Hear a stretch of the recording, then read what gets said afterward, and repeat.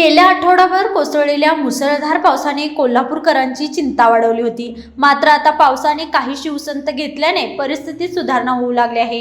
नदीच्या पाणी पातळीत घट होत असून पाणी खाली गेलेल्या बंधाऱ्याची संख्याही कमी झाली आहे। गेल्या आठवड्यापासून कोल्हापूर शहरसह धरण क्षेत्रात झालेल्या जोरदार पावसामुळे पंचगंगा आणि इतर नदीच्या पाणी पातळीत मोठी वाढ झाली होती। त्यामुळे नदीकाठच्या शेतामध्ये पाणी शिरले तर जिल्ह्यातील तब्बल 61 बंधारे पाण्याखाली गेले होते। अनेक मार्ग बंद झाल्याने जनजीवनही विस्कळीत झाले होते। मात्र गुरुवारी सकाळी 11 वाजेच्या आकडेवारीनुसार परिस्थितीत हळूहळू सुधारणा होताना दिसत आहे। राजाराम बंधारा येथे पंचगंगा नदीची पाणी पातळी 36 फूट 11 इंचावर आली असून नदीचे पाणी ओसरू लागले आहे। त्यामुळे अनेक बंधाऱ्यावरील पाण्याची पातळी कमी झाली असून बंद असलेले काही मार्ग पुन्हा वाहतुकीसाठी खुले होण्यास सुरुवात झाली आहे।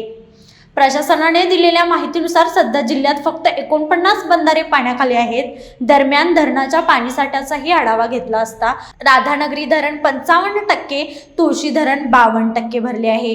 एकूणच आठवड्याभराच्या मुसळधार पावसानंतर पावसाने घेतलेल्या उसंतीमुळे नद्याची पाणी पातळी हळूहळू कमी होत असून कोल्हापूरकरांना मोठा दिलासा मिळाला आहे। मात्र हवामान विभागाच्या पुढील अंदाजाकडे प्रशासनाने नागरिकांचे लक्ष लागून आहे।